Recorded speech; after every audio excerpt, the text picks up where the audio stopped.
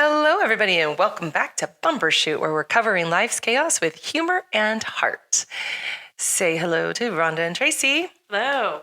Hi. I do hear you guys talk in your cars to our Bumbershoot podcast, so I know you say hi when they say hi. So you're sitting in the car going, oh, hi, Rhonda. Hi, Tracy.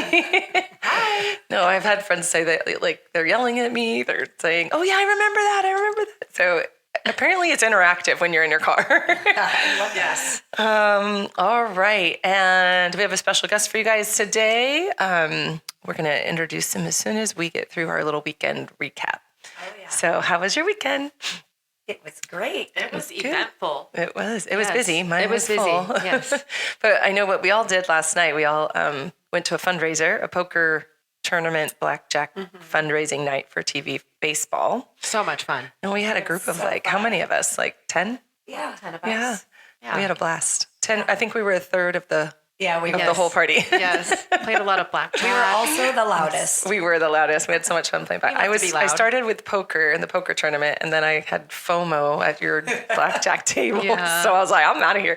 I don't even play blackjack, and I play blackjack in Vegas. I play video poker in Vegas, but I will not play poker in Vegas. That's so scary. It's intimidating. They yell at you. They'll Well, they're yell at you. serious. Like, Yes. I have to repeat. Luca had the best quote because I said, I don't know why, but blackjack's so much more fun. And he said, and I quote, it's because poker is a competition and blackjack is a camaraderie. Oh, I like And that. I was like, Yes. that's so true. Yeah. And me, I'm like, party at the table. Like, I'd rather be interacting and high-fiving everybody Yes. and stuff, than... And people can help you on blackjack. Yeah. They can give you their opinions, but poker. yeah, ooh. because it's you versus the dealer versus each other. poker is each other. Yeah. So when somebody, like when the dealer busts in blackjack, everybody wins. We're all happy. And then, but in poker, it's just serious and you have to have a poker Serious. face. And I did celebrate a couple times last night, but only because I knew the people at my table. But if you don't, then you're just like, oh, yay, woohoo, I won a lot of money. Right. So anyways, but it was fun. And I think we raised some good money for TV baseball. Good. That makes me feel happy for them. Yeah. Yeah, that's Yeah. awesome. So anyways, okay, are you guys dying to know who our special guest is today? Finally, after 23 episodes, we got Daddy on the podcast. So, Daddy Gig. Dad's here.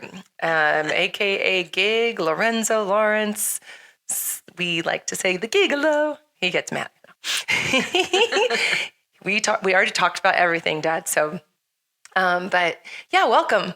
Thanks for coming. Oh, thanks for having me. Hi, Gig. I'm so We're happy so you're here. happy you're here. Yes, I know that everybody listening has a lot of questions for you, but we don't take live questions. So, so I think what we'll do is we'll talk.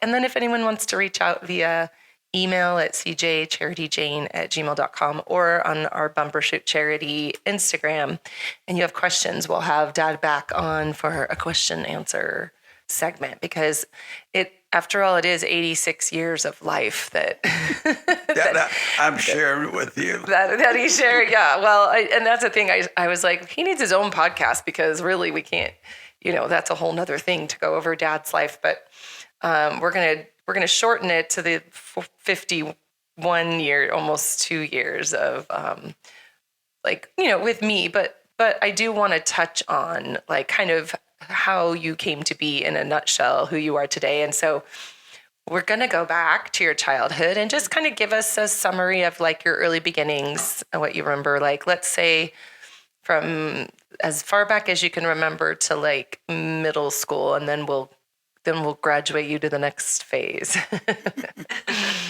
Well, when I went to school, which was many years ago, I think it was in the early 40s or somewhere along in there. But anyway, Is that the flapper days?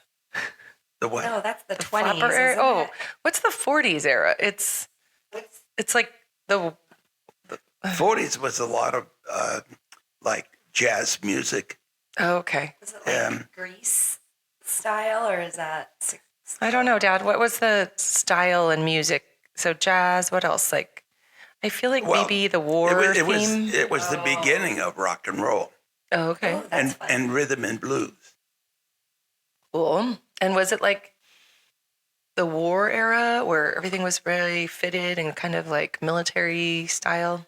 Well, it wasn't. It was because the war was over in '45, and at that time I was 8 years old. So I was in elementary school. Yeah.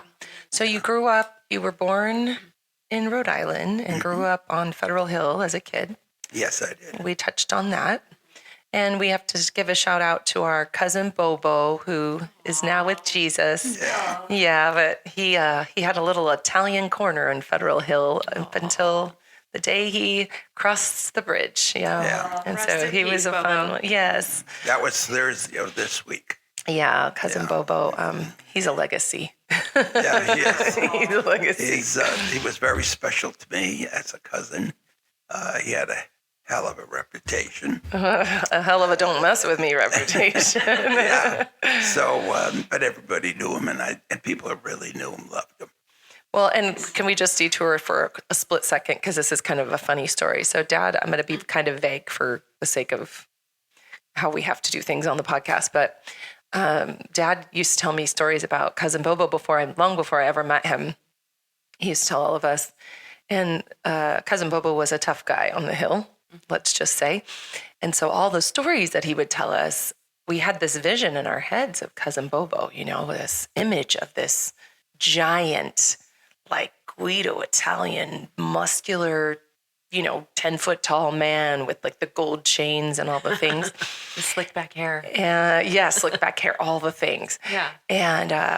And so we went back for my dad's funeral, and we, Dad and Grandma got into an accident with a couple of their siblings, got into a little fender bender on the way to this service. But the way they do it back there, or maybe, I don't know, a lot of other people do it. I've only seen more like contemporary memorial services, but back there things are very traditional and things. So you have a receiving line and the family stands in the receiving line. So Dad and Grandma were supposed to be in the receiving line of all the people coming in to pay their respects. It was actually at the wake. And so we were asked on behalf of our dad, the siblings, to stand up in the receiving line. So instead of one of us doing it, we all went up there. And I'm the first one. And, people are coming through and telling you who they are, So I'm your grandfather's friend from blah, blah, blah. I'm his, great cousin, 10th cousin removed, whatever. And so this man, shorter than me, comes through, and his suit was like just a little longer on his arms than, it wasn't tailored perfectly. He kind of looked like, he was wearing a suit a little bit too big for him. A seasoned gentleman comes through and he says, "Hello, my condolences." He shakes my hand. He goes, "Yes, I'm Nick's nephew, Bobo." And I was like, totally inappropriately, "Oh my gosh, your cousin Bobo?" And I was like, "Oh my gosh, you guys, this is cousin Bobo," in the receiving line at the wake, and he's starting to like kind of laugh and giggle. And I'm like, "Oh my gosh, we've heard so much about you. It's so good to finally meet you." And then he goes through everybody, and we're like, he's so little. So he's about 5'8"-ish. Probably, yeah. Maybe not even that. Yeah, maybe not even that. And he's not a big guy. Looks tough. Yeah. Like he definitely has the tough look and image, but nothing like What you what thought. we envisioned all those years. So I always share that story. I told his son when I met him, I'm like, "You can't believe like the way I thought your dad was." But what a sweetheart. And then like from then on, and we knew cousin Bobo. And so then it was like, I want to go see him at the hill, and I want to go see him. So we would make time to go see him, and actually connected with him every time I went to Rhode Island after that. Even till last year, I tried to get a hold of him. Well, I got a hold of him, and his daughter was sick, so he was going to visit her. So I didn't get to see him last year. But yeah. So anyway, that was a little detour. But How old was he? he was 88. Oh, wow. Yeah. He lived a long life. Yeah. Yeah. He's 2 years older than you, Dad? Yeah. You'll be 86. A year and a half. Oh, okay. Year and a half. Yeah. Yeah, cousin Bobo. But his life, his past life, is beyond a movie or a book. Let's Yes. just say that. And they're very Italian themed movie and Yeah. books. If you pick up what we're putting down. Yeah. So he has stories. Yeah, he spent 15 years in state prison. Oh. Yeah, he had been. It was rough for him, but he was tough. I mean, nobody messed with Bobo. And Bobo always said to me, because he knew I was coming to California, he goes, "Cousin, all you got to do is make a phone call. I'll be there." He told me that too when I met him. He said, "You need anything, you call me." So I always had that in the back pocket. Alex, you want to mess around with me? I'm going to call Cousin Bobo. But what was really funny was last night. Oh, yeah, That was last night. I was there with the girls, and at the poker. Yeah, he was at the poker night. Yeah. And Rhonda's husband, who always kind of makes fun of. He always likes to talk Italian with the Yeah. accent. He And always says, forget about it. hey, oh, hey. hey, yeah. And I'll call Bobo.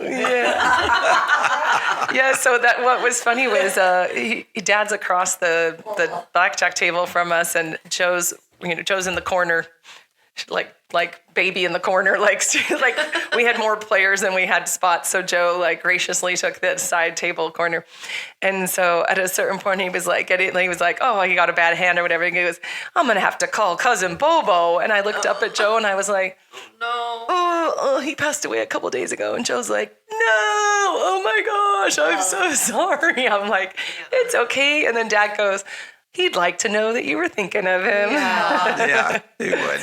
Yeah, For very sure. I knew the soft spot in my cousin, and that's what I always touch. People never really got to know him, didn't know he had that. But he could just do anything for you if he loved you. Yeah. It's an Italian that. way. I think that's the Yeah. Italian way, right? Yeah.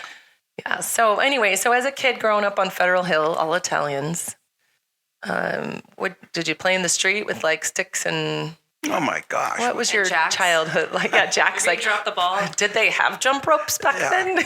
When we would go out and play, we just had our hands. We didn't have baseball bats and gloves and all the stuff that kids have today when they play in the street. Right. What we did was on a Sunday, we used to meet at this place called the Pacadillo, which is like a little park where it has a bathing house. So because most of our apartments were cold water flats, so when somebody came home from work, and these are all blue collar workers, when they come home from work, they would have their clothes with them.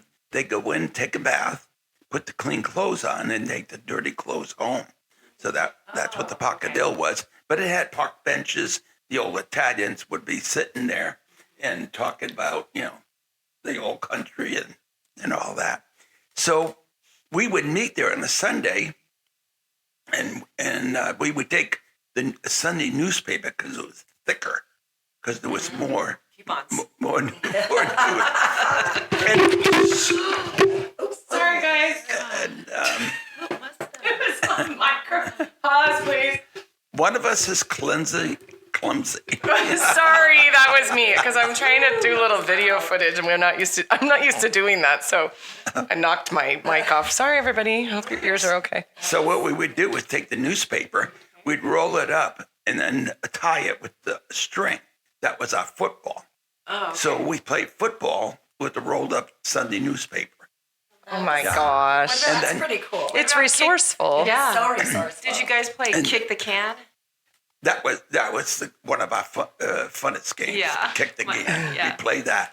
But when it came to baseball, we didn't have a bat or a ball, and nobody had anything. And you were lucky if you got one toy for Christmas. So what we did was we took a broomstick handle, and we would cut it into 1-inch little pegs, and the pitcher would hold all the pegs in his pocket. And then we had another broomstick that was the bat. So he would pitch the pegs at us, and we try to hit it with the broomstick. Oh my gosh. If you guys had a real bat and ball, you guys would be hitting it out of the park. If you could nail those little pegs. I know. Oh Right? my gosh. But guess what? That's good practice. Guess what our bases were? What? The park benches. So if you ran and you ran hard together with somebody chasing you, you go over the You're park eating bench. it over the. Yeah, it was kind of crude. It was kind of crude. We survived. But anyway, sure had back to fun. kick the can. Yes. Yeah, we had a lot of those games, and it was easy because there was always cans. Because we ate out of the can Yeah. Right. before we were. So yeah, we played a lot of that in hide go seek and those kind of games. But So I want to know. I used to play different games. I would always pick a pretty girl and we'd go play hide and seek. Oh, well, we know how that played out, don't we? Of course you did, Gig. Yep. Yeah. That's as far as I go. Yes. Oh, okay. I have a question about like your childhood. Today it's it's become a very big deal to be Italian. I know back then they wanted you to blend in because it was kind of like a lower life or lower, I don't know, Lower how do you say it? class. Lower class. That's what I was going to say. Nationality. Did you know you were Italian and were you proud of it, or did you get that same sense that you kind of had to blend in and Well, first of all, you damn well knew you were Italian. My dad made sure that my mom was Italian, my dad was Sicilian. which is the same country, just different It's regions. the same country, but you never know it.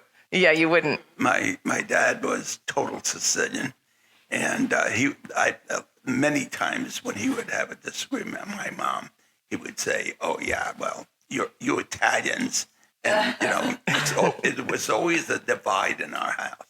Although obviously we love both sides.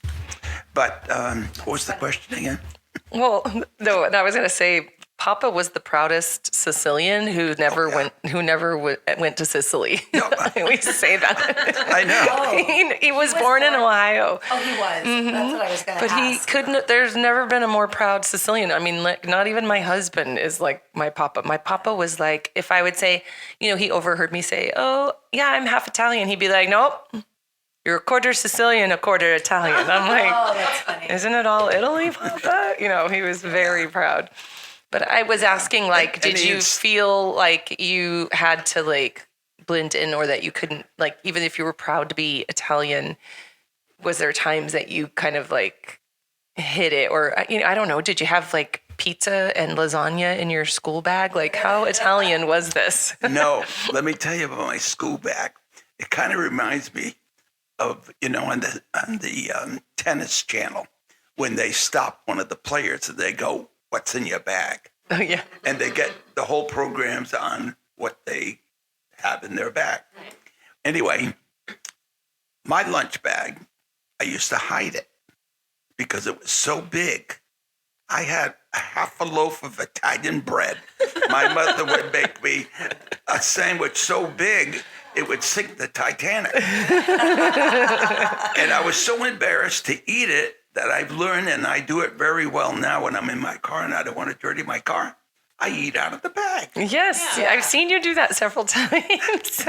I used to take this half a loaf of Italian bread, and in the cafeteria, I would make it so that you could never see the size of the bread or the sandwich. It's good Because thinking. I was too embarrassed. It was so big. But my mom wanted to make sure that I got fed. Well, see, and Rhonda was saying last night, when you're a Mexican mom, you want to make sure that your kids eat. So Yes, Luca that's was the thing. eating his third plate of food, and I go, just like the Italians, every time we go to a house, did you eat? And there's a spread of 5,000 things on the counter, and even if you already ate, doesn't matter. You still got to eat it because they Yeah, prepared for some it. reason, it just makes your heart so happy to see People your kids eating? eat. I don't Probably know what because it they is. were poor and they didn't have right, Dad? Because Right. it was.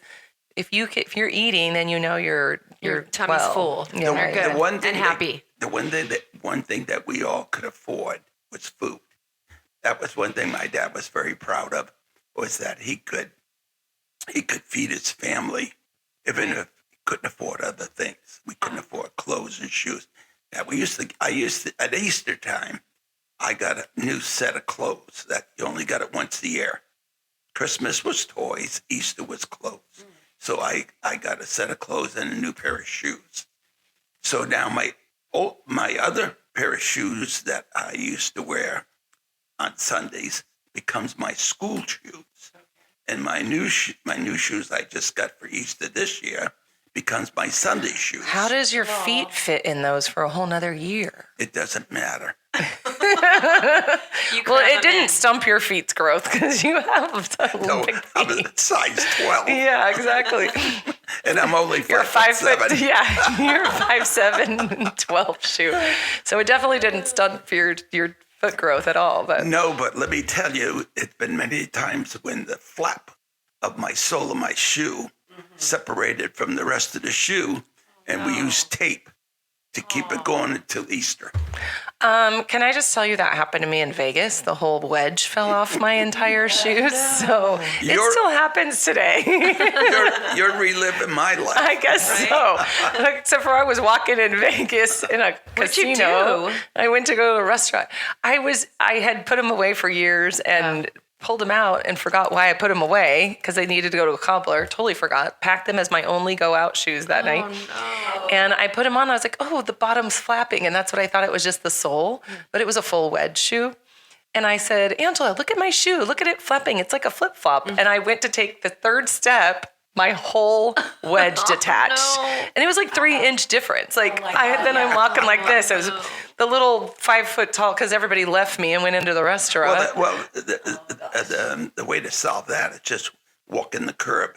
Well, yeah, that's a good way. Except for there was no curb around, so I had the 5 foot tall hostess helping me like a crutch. We had to be creative. Yes. That would Yeah, that would do it.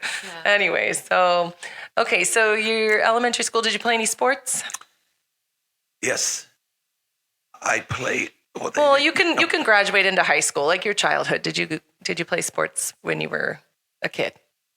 When I was young, yeah, we played dodgeball. But we didn't have any. Like organized sports? Yeah, we didn't have any leagues face. or groups or anything. We didn't have any equipment. Yeah. Yeah. Yeah. So we would play kids from another neighborhood. That was With your newspaper challenge. football? yeah. Well, they played with the same thing. Yeah, that's what I'm saying. So you guys all play. They were poor too. That's, what did you have for siblings? I know we talked about it, but just since we're talking about you, I who'd you grow up have with? a sister that's a year and a half older than me. Okay. Getting water. And No, we don't provide that for. We got beer. You want beer? we got beer, have no wine. water. Or beer. We'll give you a break in a minute. Well, I have a sister that's a year and a half older than me. She's 88. I have 2 sisters younger than me, and then a brother. Oh, okay. So I have 3 sisters and a brother. So there's Nice. Auntie Angela. Angela's 88. You're 86. Auntie Nette's 83 3. this year. Auntie Carol's 80.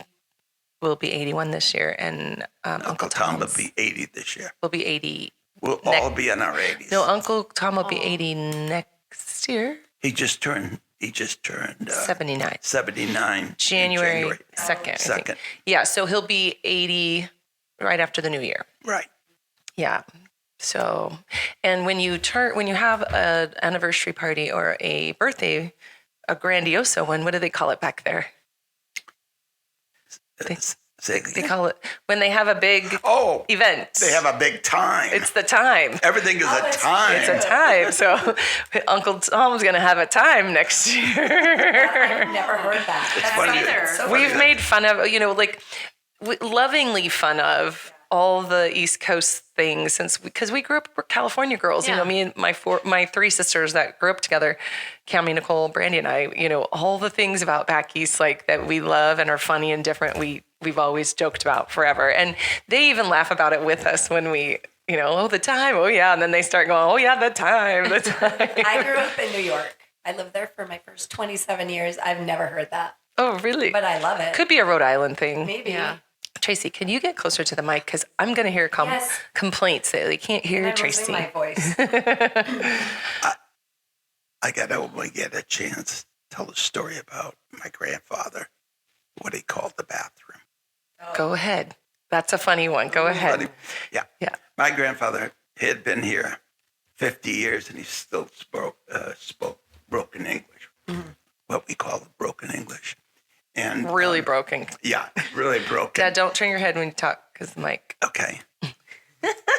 What if I take the mic with me? Yeah, Yes. then you're good. Then That's you're what you have good. to do. It's just a constant thing we got to remind everybody. So the listeners are just joining in with us. Don't worry, Okay. we're addressing it, guys.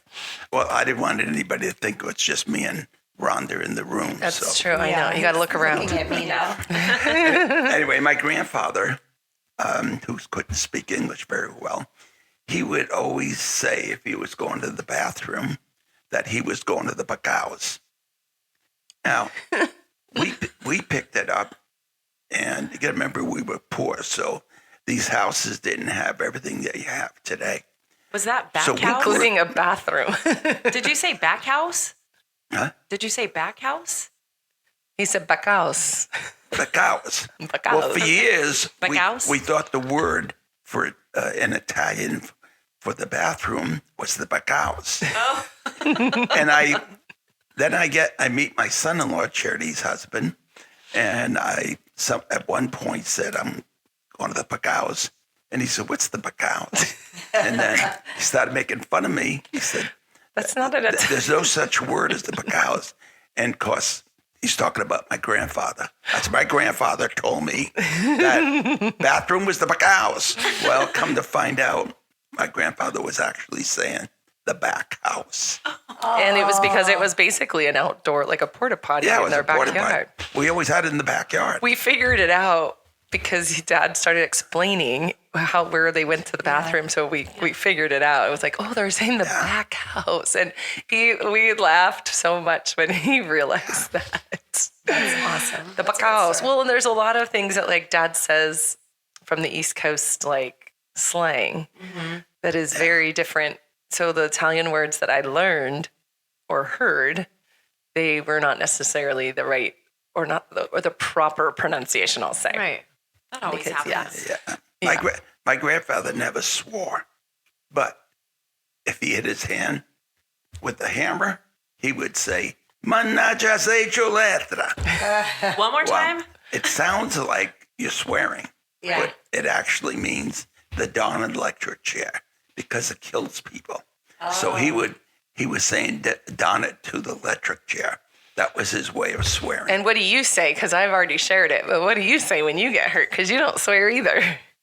Which we want to know where this came from. I would say something like, "Your sister-in-law from Brazil," That's what he said. What? or your sister wears long underwear. Long underwear. Yeah, I guess sister wears long underwear. Yeah. I don't know where it comes from, but Rather than swearing. Well, it comes from my grandfather.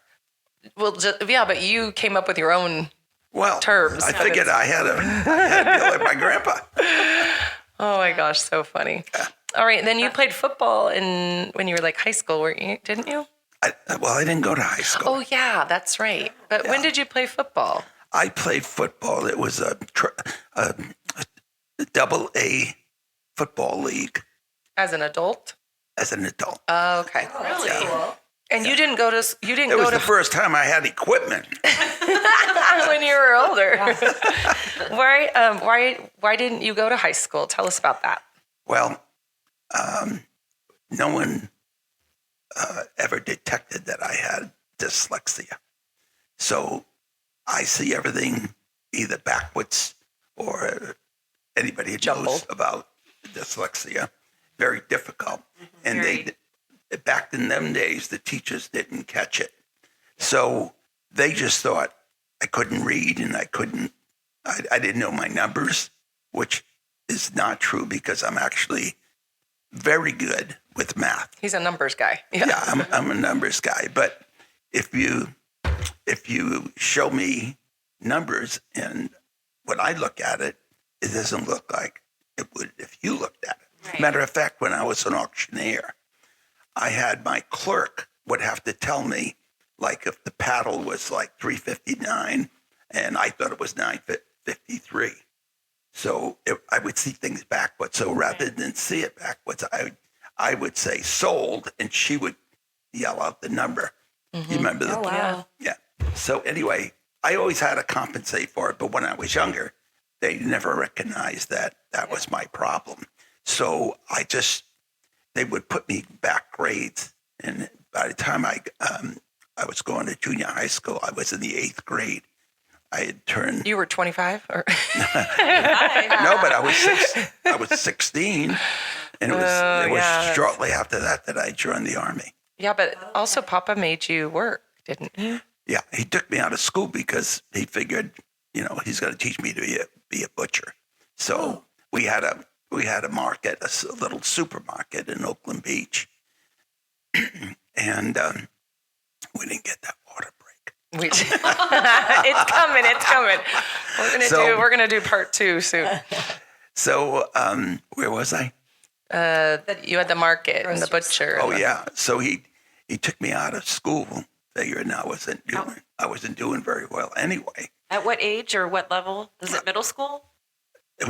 When he took you they out? call it junior high school. Junior high school, yeah. Yeah. Okay. And it was like junior high was 7th, 8th, 9th, yeah. and through there. Yeah. Okay. And so I got as far as the 8th grade. But anyway, I worked for my dad as a butcher. He taught me to be a butcher. I took care of the fruit and vegetable department. I learned how to check people out. I could run the whole store.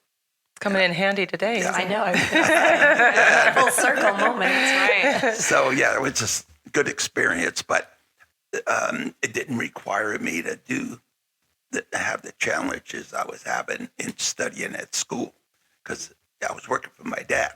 If the customer had to wait an extra minute, it didn't matter. So anyway, it worked for me, and over the years, I never read a book.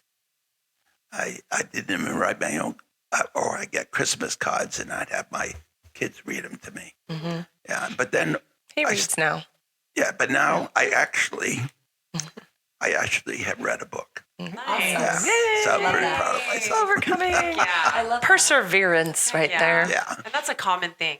So many people have that. So many. yeah. Yeah. Like different phases of it or stages of Yeah. it. But what's really weird is I didn't go and get much of an education, but I have great penmanship. Yes, you do. I You do. write really well. But you also are an artist, and you had an opportunity to go to. Yeah, when I was in junior high school, there was a contest in New England, and in my family, my aunt Millie, and there's been a lot of them that are very talented when it comes to being Art. drawing, sketching, whatever. So the school I was very good in art. So my art teacher asked me if I wanted to be in a contest. It was the New England schools, and I didn't know what I was doing. I said, sure. Yeah, why If I not? could get me out of class, why not? Heck yeah. So anyway, I did. I competed against other schools, and what it was, this is how the test went. They gave you a big piece of paper, and we had earphones on like we do now, and you're listening to classical music, and then they have all these colored pens, and you had to take the pens and listen to the music, and you had to draw a design so that the judges, when they look at it, they can tell what music you were listening to. Oh my gosh. That was That's pretty cool. Cool. Yeah. Cool is Anyway, that? I won the New England Scholarship. You won? Yes, and that means I got to go to one of the best schools in the country, Rhode Island School of Design. I had 4-year scholarship. What? Guess how many days I went? How many? 1. Why? It was the busiest day at my dad's store. He said, you're not going to be an artist. You're not going to sell apples on the street. You're coming back to work and be a butcher. So I had to step down and give it to Aw, Which you never did again after that. yeah, after that, I was done. that's a huge accomplishment, though. It But really it's- is. Yeah, that's awesome. Yeah. Dad has so many. Did you save Yeah, I your totally forgot that. He does need to write a book. like I know, you said. he Did you does. save your drawing by chance? I know that was many years ago, but did you save it? No. No. I don't remember it much Maybe they didn't about- even give it back to you. Yeah, they Like, probably kept it. 'Cause I would so love to Yeah. see it. I don't know. Right? So many years ago, I don't remember Yeah. what we did. All I knew was that I wanted, and I went to the Rhode Island School of Design, and I went for like an orientation, and I got to sit in on a class. But Oh. my dad was so busy, he told my mother, he goes, That's it. He's not going to Rhode Island School. My father didn't know where Rhode Island School or the sign Yeah. was. He just thought it was another college on College And Hill waste in of time. Providence. Yeah, that's how it So was back anyway. then. And his son's a man, and Yeah. He's got to help the family Yeah. business. And your brother's so much younger, he couldn't help Right. probably because he was No. so many years younger. They were just his needed. older sister did, or actually all the sisters helped, but he was the boy, The butcher. He needed to be the Yeah. guy. So I needed to take after my dad yeah. and everything. A lot of dads have that syndrome. Yeah. Okay, so we are going to kind of speed up a little bit because we're going to have a part 2 of this. So, and we'll give you that water break you're wanting. We used to, like, when we first started the podcast, we had waters, we had this, that, all the things Everything. you would need. Now we're like, just survive And and for talk. yourself. Yeah. But yeah, I want to get us kind of to before, like, so we can set up for the next part, which will be when you became my dad and all of that. But there was a time that we're going to have to condense a little bit. You said you went into the Army and then you got discharged for on medical discharge, correct? No. What did you get discharged? Honorable. Honorable. Okay. Oh. Honorable discharge. How long were you in? Total of 8 years. I did 7 years, 7.5 years in the reserves, and 6 months in active duty. I went for military police training, Nice. What branch? Army. The Army. Army. Yeah. Okay. And I can't say the word Army without saying that my dad was in the Army and he was in the cavalry when they had the horses. Yeah. Yes, my Yeah. dad was a cavalryman. And he was a horseman. Yeah, for sure. Yeah. So Okay, and then women have always been on your radar, as we know, because you used to pick the girls to play the games. But there was a couple serious relationships before. What? I was going to say a typical Sicilian. Yeah, no, totally. Where do you think the word Italian stallion came from? I mean, That's true. Yeah. He's typical Italian man. But you and I've already told like that you were married to Cammy Nicole's mom before you married my mom. But let's just kind of, and then I did share how I thought you guys met. And then I'm like, I think there's 2 different stories, but basically it all came to the same place. But you came out to California and met mom. That was after your dad moved the family out? Or tell us a little bit about how you got to California. Well, there's one part I can't tell you. Okay. This is what I do the whole time in this. I'm like, Yeah. oh, can't do that, Okay. can't do that. No, and my dad always wanted to come to California, and my mom's 2 sisters and a brother moved to California, and they're telling us how great it was. You can make a lot of money. You can work for some business where you just lean on a broom and get $15 an hour. I mean, all these stories going on, and my dad's thinking, we're working hard over here in this business. We got to get rid of the business, and we got to move to California. And finally, in 1959, You were how old? the girls, my sisters, had moved out first. Okay. They were living with my sister Angela, who had moved to California, and my brother and I and my mother and father were still in Providence, but we moved out in 1959. I was 21 years old. You were 21 when you first came.